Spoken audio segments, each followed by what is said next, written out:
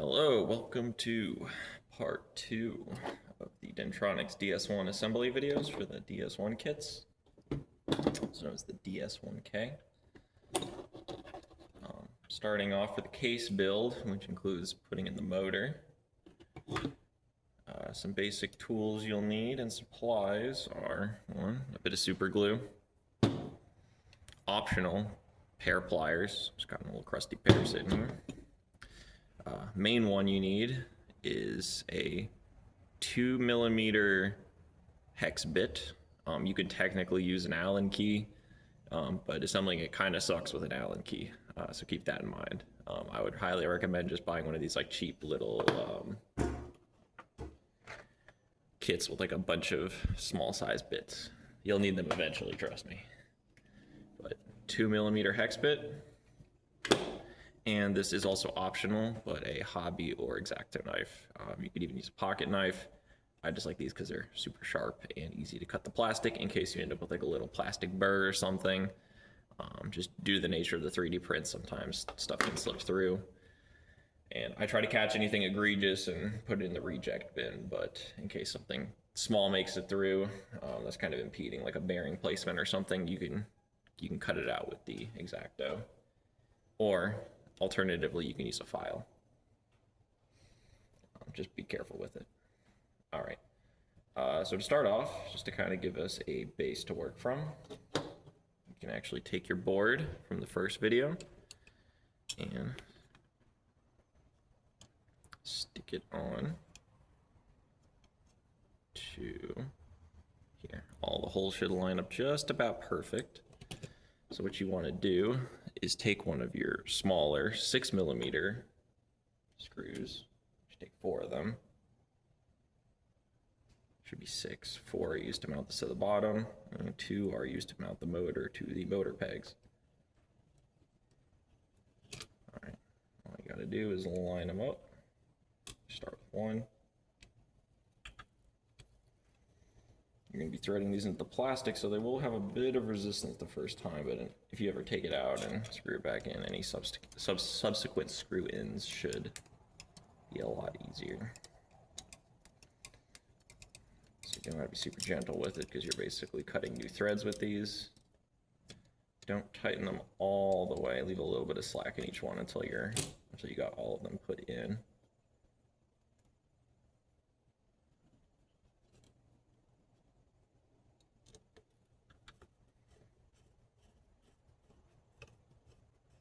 You press a little bit to get them started, but fairly self-explanatory on that one. So crank them in until they're almost tight. Just want to be careful to not strip these out by over-tightening them. If you strip 1 or 2 out, it's not a big deal. If you strip all of them out, it can be a little bit of a pain.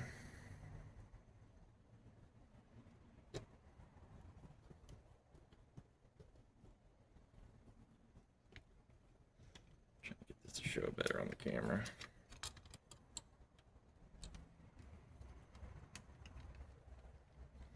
Like I said, keep going until it's almost there. You will definitely feel it once they've bottomed out, and you definitely want to stop by then. This isn't a super high stress product, so you don't have to worry about gorilla tightening these.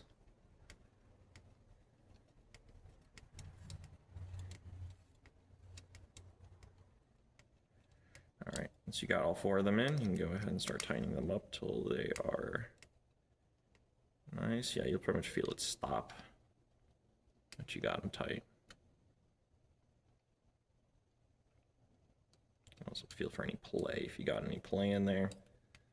Not tight yet.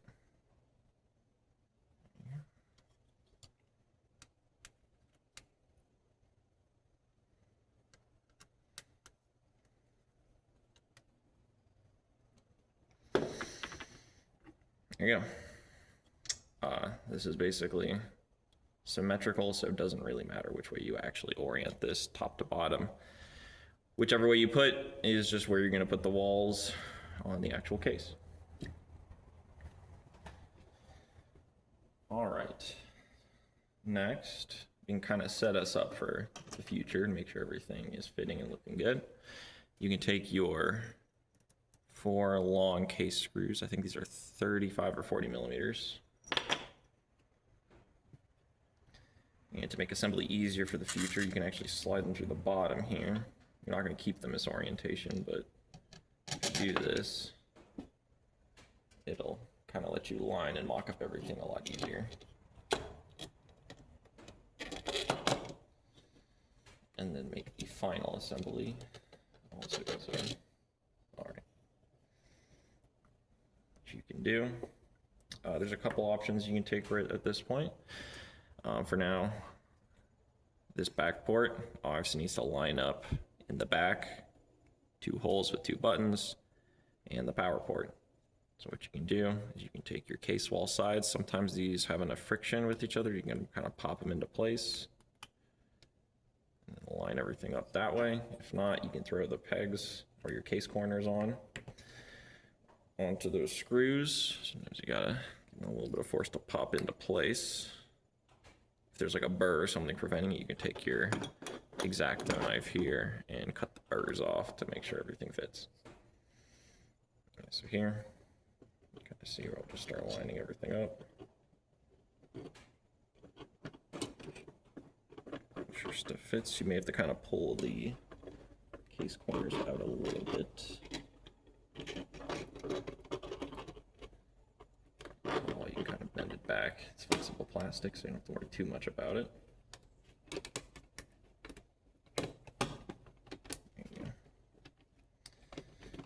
Shouldn't be catching on anything. Corner should line up. There you go.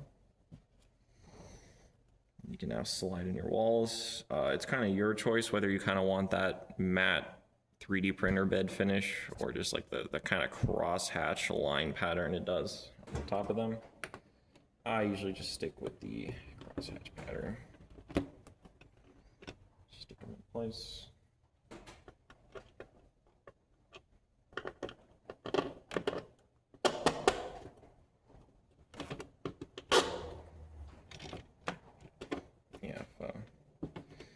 In this case, when they're pretty tight, it's kind of just like a print variation thing. You can drop these couple of pins out.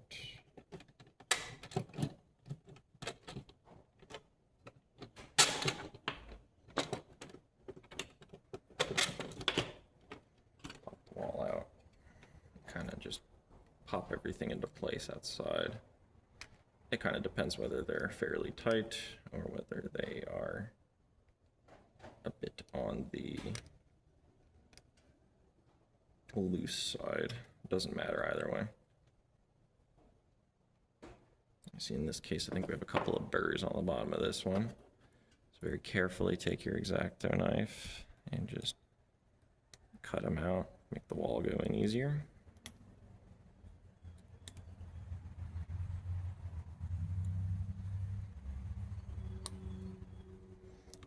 Careful not to slice yourself, never cut towards yourself, unless you have a very good reason to, which there are not many.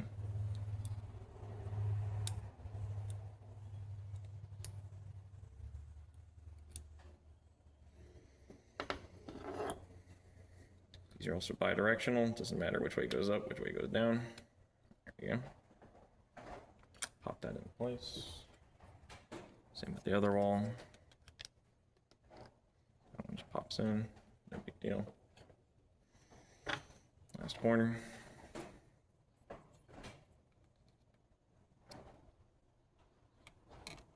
So usually these pop into place, but sometimes the printer filaments act up a bit and make a little bit of a burr.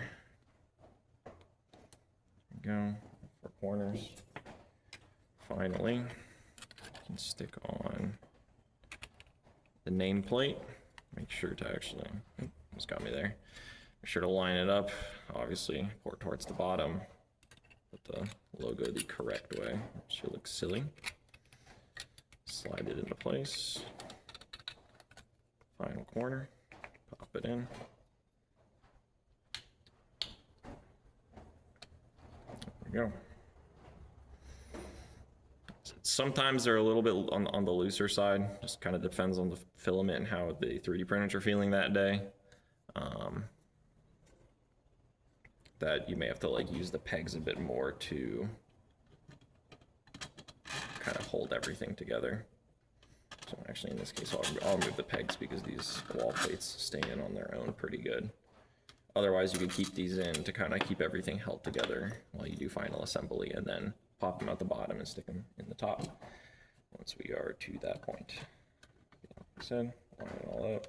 You want to make sure that in all the corners everything is laying flat and flush. Buttons should line up fairly close to the holes. Obviously you don't want the switches to be pressed to one side and being pressed constantly because that'll make it misbehave. And looks like everything here is nice and flat, so good. And we can move on to assembling the top / motorized half.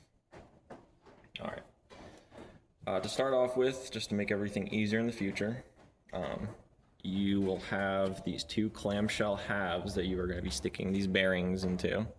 They're little 10 by 15 by 4 bearings, 6700s. How this is going to work is these are kind of clamshelled together with divots to put the bearings in on either side.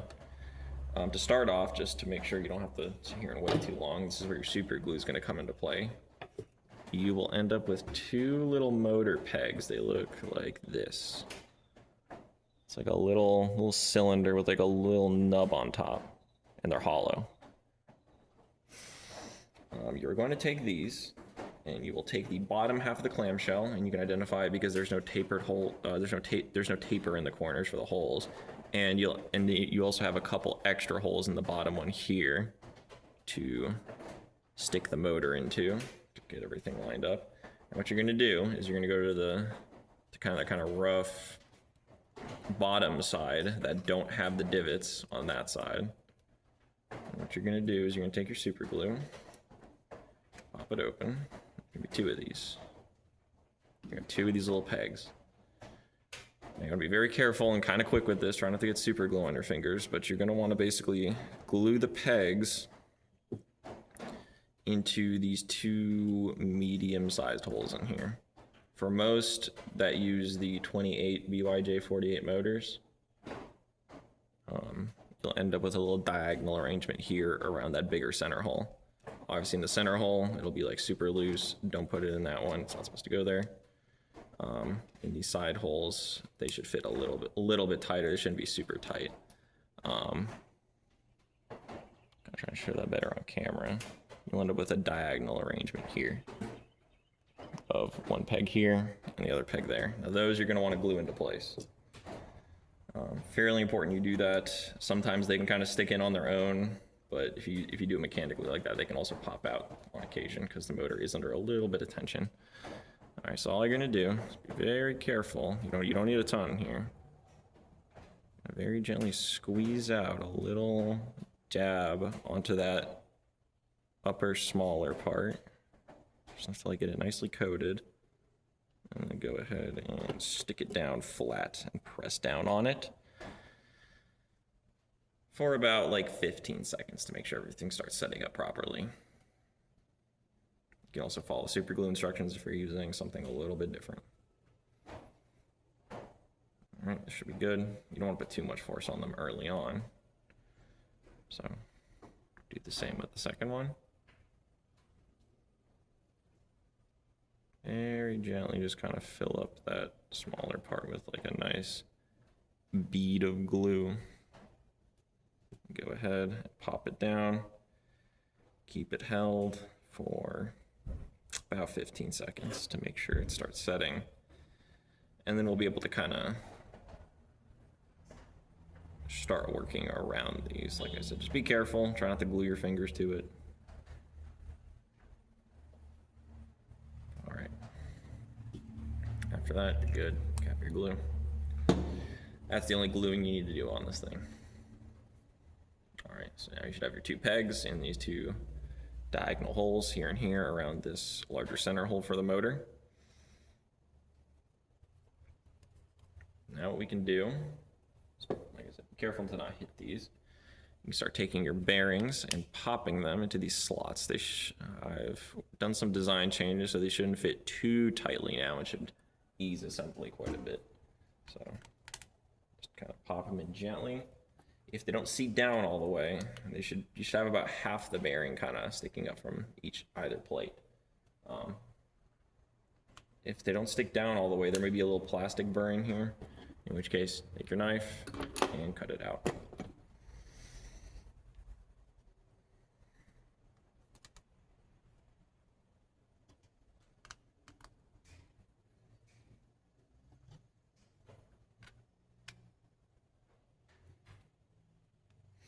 I will say with those pegs, be careful. You don't want to put too much glue, because then once you sandwich these things together, the glue could like seep through these peg holes right here. Obviously, there's supposed to be recessed a bit to prevent the glue from seeping up and kind of gluing the two halves together.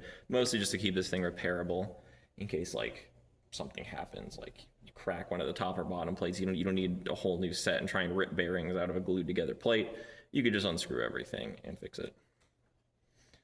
So, all right. So now you will take your other plate and this is the top plate, and you can tell because the holes here have like a bit of a taper to them to kind of take the heads of these screws. And you'll basically line it up and start pressing it down. It should go fairly easy into place. Sometimes you need a little bit of force. There you go. Tell there's a little seam there, but that'll kind of tighten up once we start putting these screws in.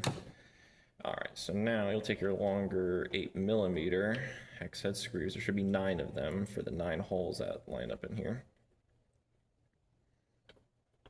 One thing I was going to mention too is to make things a lot faster. If you have one of these, you can get one of these, like, I think they sell these are like Harbor Freight or whatever. It's one of those things, like I said. You'll probably need this eventually, and they're fairly cheap. You just got a big set of these heads. A lot of times they have a 2mm hex head in them, and you can stick it into like one of these little drills. I would avoid using like a large like hand drill, or especially not like an impact, because that can end up destroying this thing and stripping out all the heads. For the sake of this, I'll put them in manually just to kind of show that process. What they're going to do is you're going to put the screw through the top plate. It should just slide into there and then kind of stop because it needs to be threaded through to the bottom plate. Just kind of start with a couple of these. I need a little bit of force to get them started, but once they do, just crank them in. Like I said, you'll definitely feel once it's like getting tight. Yeah, right there. Just like I said, don't go too crazy on these things. It is just plastic you're threading into. It's fairly strong, but it's not like the strongest thing ever. Usually just start with the 4 corners.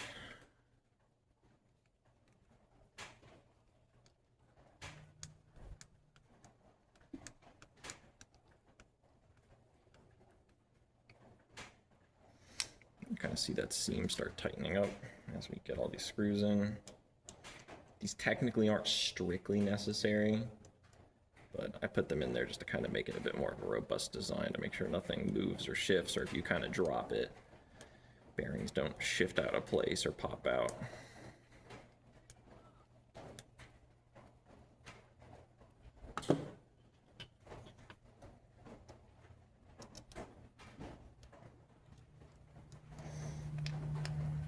Just kind of going along, tightening them all in.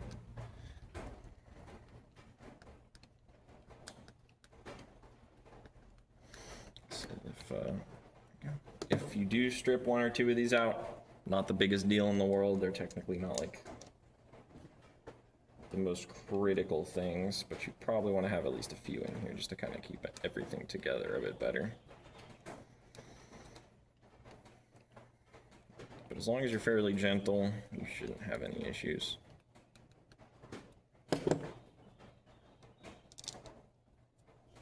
You might also end up with a little bit of plastic dust as the screws kind of cut their own threads. That's totally fine. Just don't eat that and vacuum it up later. It's also why I do this on paper towels, to prevent things from rolling around.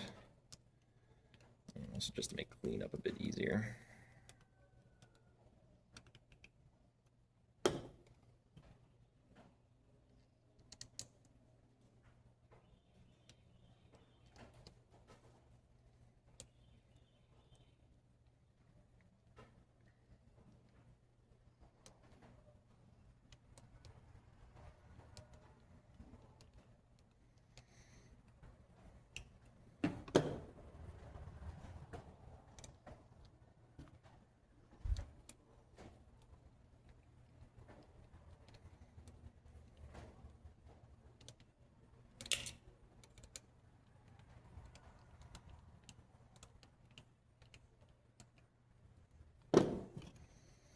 last one.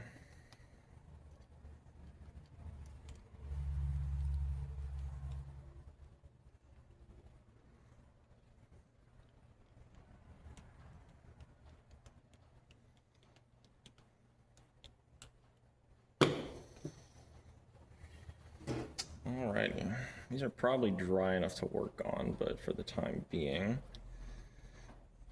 we can just go ahead and start working on the actual pedestals. Now it's kind of up to you what order you want these in. I'll kind of try to go over the shapes to make this easier. There's also the generic conical ones that don't have specified shapes for like weirdly shaped sets or just other objects like rocks or whatever. And then we also have, these are kind of an experimental thing. I haven't used these too much. These are flat tops that you can put on top to kind of, for like little figurines that already have like a base on them or whatever. Those don't offer like really any retention for small items, but if you have something with like a flat base that you want to put on top, those are probably what you want to use. And you can request those on the order form whenever you go to order. If you end up with any slight bends, you can kind of make sure it's fairly flat. It doesn't have to be like super duper flat, but just fairly flat. You don't notice any bowing when you put it in, but everything should be good together there. You can test your bearings, each one. Just kind of make sure they're spinning free, nothing weird's going on. All right, looks good. Now off to the pedestals, and to kind of like demonstrate these, I'll use this Modern Artifice set of fluorite dice. This is actually the set that kind of inspired this whole saga of designing this thing. For each of these pedestals, you will end up with like, essentially each of them is going to form fit a die. Like for example, this shallow triangle one, this actually should end up fitting your...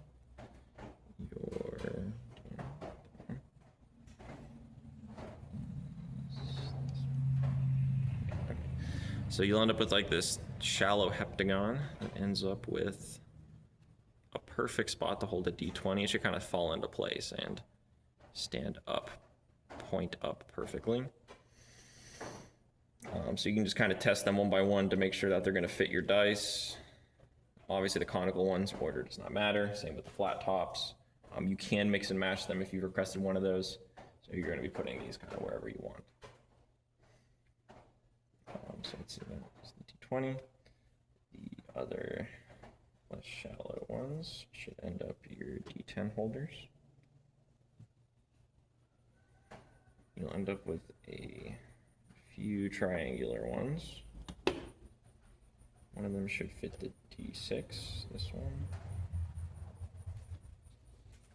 And should also, I think it's a D12. Yeah, it's the D12 that goes into the shallowest triangle, like that. You kind of just line them up and keep them in order to make sure you're gonna get it all correct. And D8 be this square one. And then your D4 for like the standard triangular one should be the deep triangle. All right, now I got them lined up in order. And what you'll do is, if you're kind of doing them in the standard, like D20, D12, 2 D10s, D8, D6, D4, you'll basically keep it this way, and then you'll start out with that, and then kind of just go down the line and fill them out left to right in reading order. Now to do that, you will be taking your pulleys, and there's a specific order you have to put these in that correspond to how the belt drive is going to turn. And you'll take your tiny little set screws, and what you can actually do to make stuff easier in the future is go ahead and take these and thread these into the holes on the side of your pedestals. Don't put them in all the way, because it'll make it hard or impossible to slide them on, but get them into where you have like a couple millimeters sticking out. Just kind of start them in. If you do them kind of all at once, it makes it a bit easier, so you're not fumbling around with those tiny little screws all the time.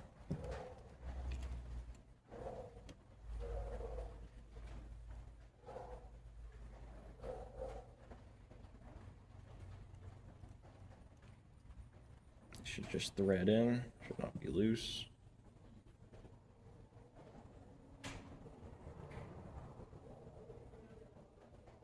These are always fun to work with.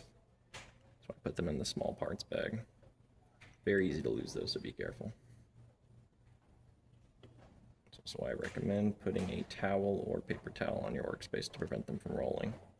Because they will roll and you will never find them again. I know from experience.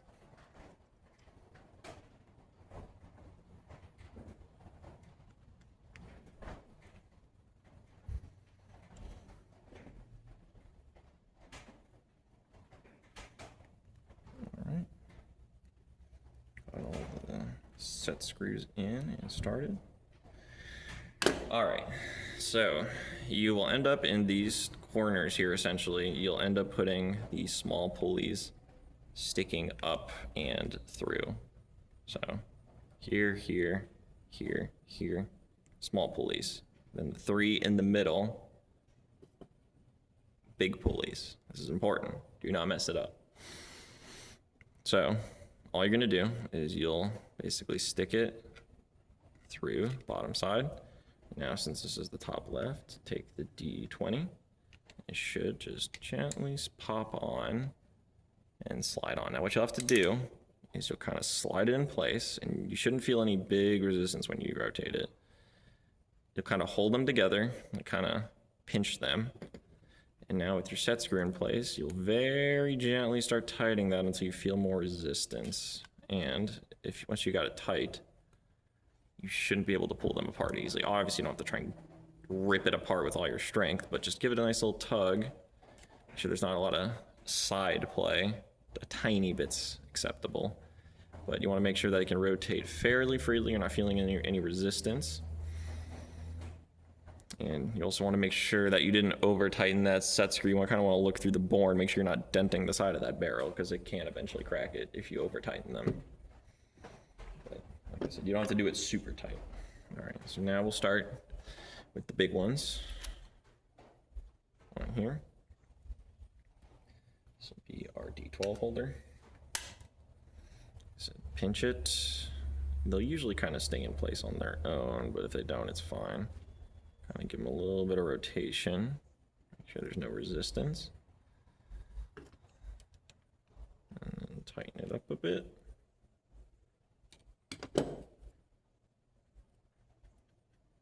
All right, that's good. Once you get the hang of it, they go pretty quick. Just one by one, repeat the same process for each of them. Squeeze them, tighten them, make sure they're spinning free. Give a little tug. Oop. Yep, that one was not threaded in all the way. So I say to test those. A little bit more. There we go. Like I said, you don't want to go over. You don't want to overkill these things, but definitely want to make sure they're not just going to fall apart on you. All of them spinning free.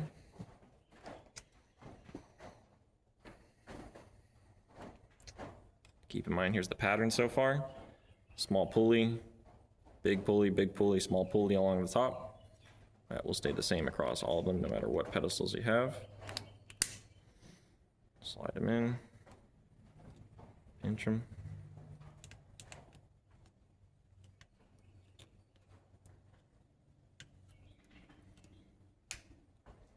So need a decent amount of force to get these to tighten.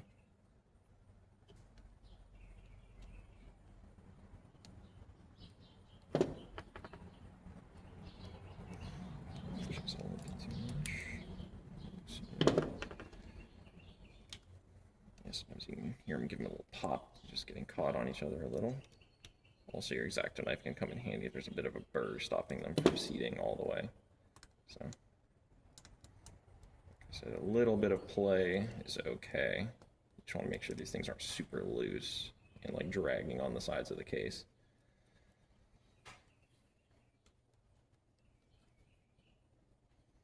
All right, now here we go. Small, big, big, small. And it'll basically repeat the pattern with one less big. Small in the corner. D8 holder. Pinch it down.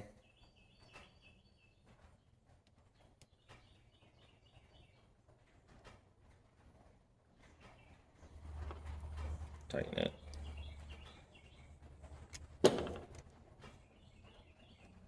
That's free. We're good.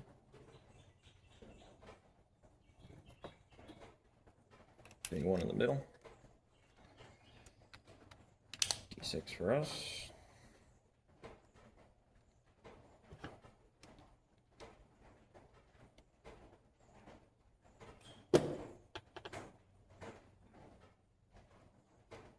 Some free. Good. All right, last one, small.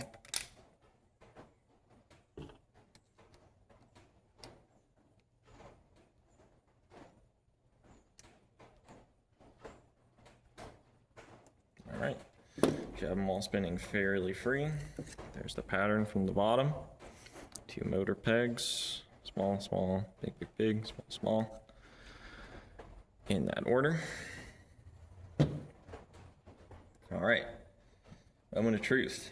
Get this thing motorized. So first things first, take your belt, kind of lay it in here. You want to make sure it ends up, if you're facing backside towards the top, your hole's right here. You can redo this after the fact if you mess this up, but on the left side of this peg, or that hole, I'm gonna peg into.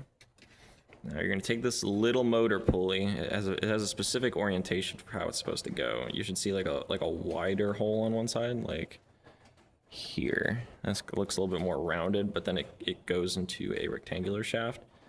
And you want to put that kind of wider round part down to the shaft here.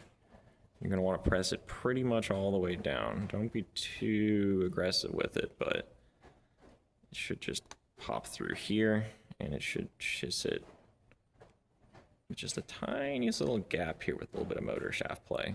That's what you want. It wants to pretty much sit all the way down with a little bit of the motor sticking out. Now all you will do, you basically lay it on top. Make sure to put this little part that sticks out down into that hole and get the motor here. And we'll just go ahead and tighten it. You're going to basically be threading these screws into those 2 pegs that you super glued in earlier.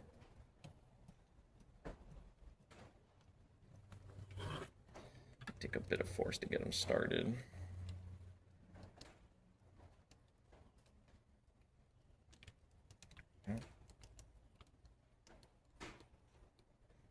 Try to leave them a little loose in case like your belt slips through or whatever, so you can readjust it onto the left side.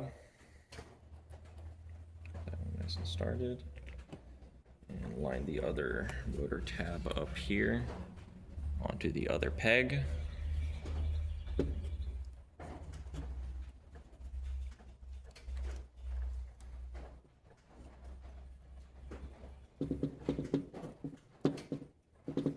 You have to give it a good bit of force to get going in there. Because sometimes the holes are a little finicky. There we go.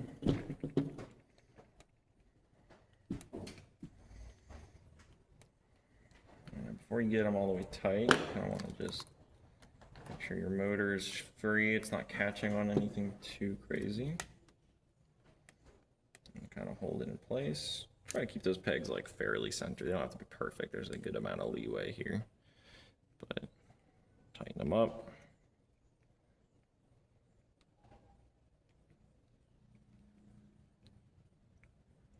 These are fairly important. You don't want to strip these out.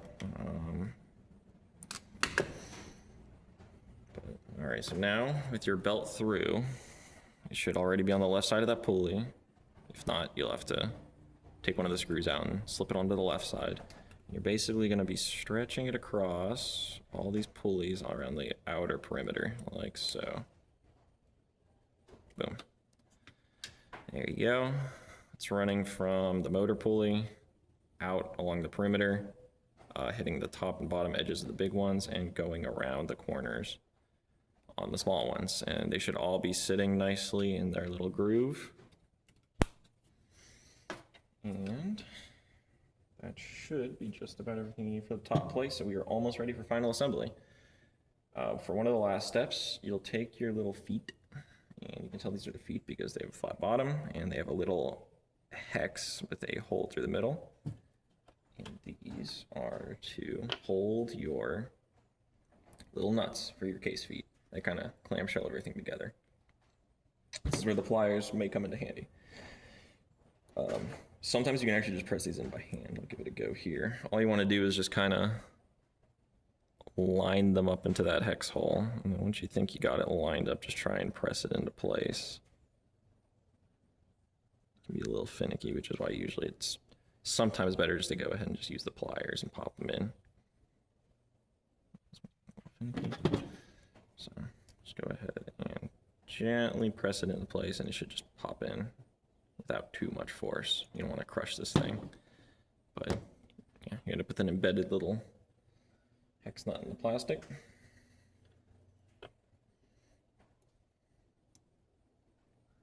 See that one? I was able to just squeeze it in by hand.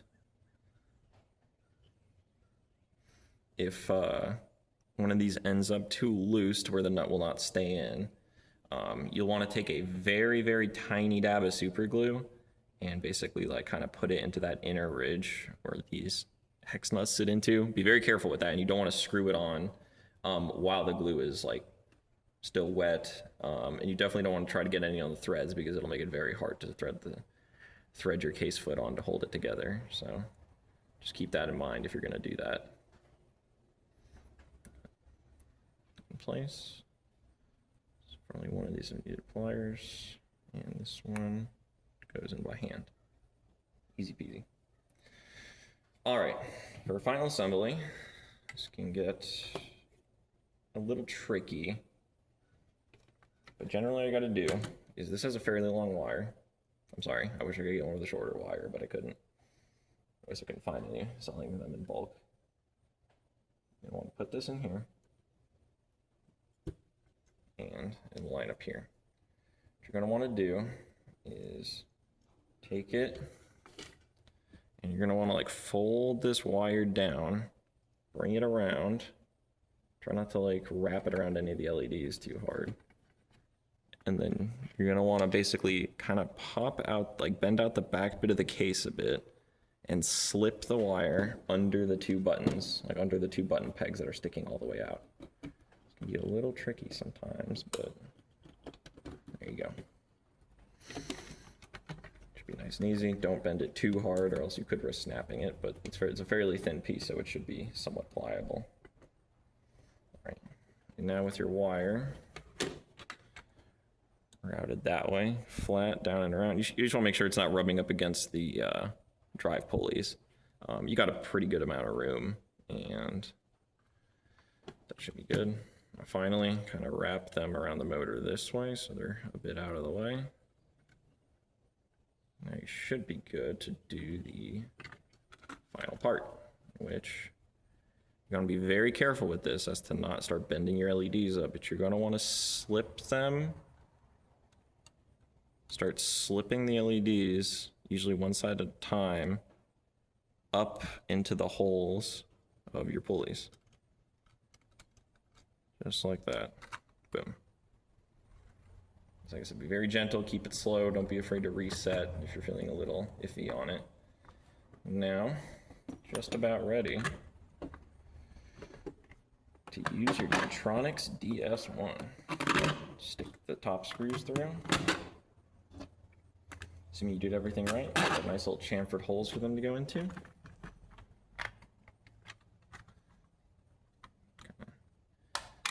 Position it a little bit, make sure your case corners are lined up vertically.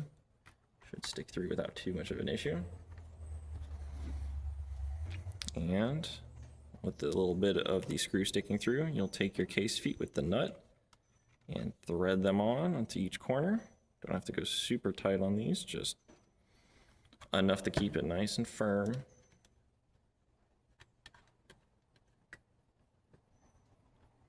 If it's a little misaligned, you can also kind of tweak it here a bit.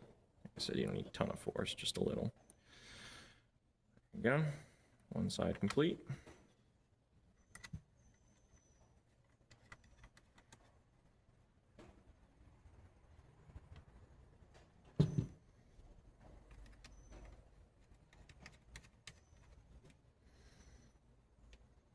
All right.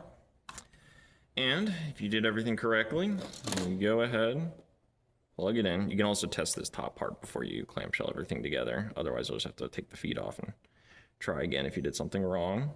Plug it in. You should see the lights come through. And if you can see, the pedestals are all rotating nice. It's normal for these middle ones to rotate a tiny bit slower than the outer ones just because of the pulley size difference. One thing you can also do that I figured out is if you want the middle ones to actually counter rotate to the other ones, you can actually slip the belt on the other side of the big pulleys, so they kind of like it zigzags through it. That is just like something small you can do. I figured out just off the cuff. And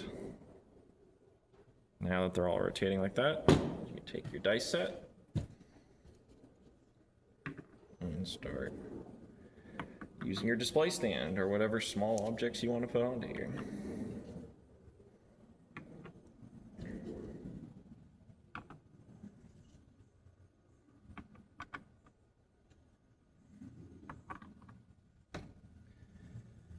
And there you go, a Dentronics DS-1 complete.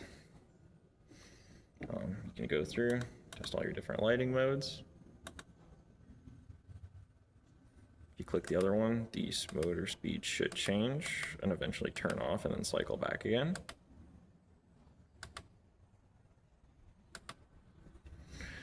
And there you go. There's a Dentronics DS-1 completed. Took about hour 10 with me trying to record it. You can usually do these in about like, once you get good at them, under an hour for sure. I think the fastest I've done so far is like 30-40 minutes. Just really hustling, putting them together using like special tools and jigs and stuff that I use to bring the time down a bit. So there you go.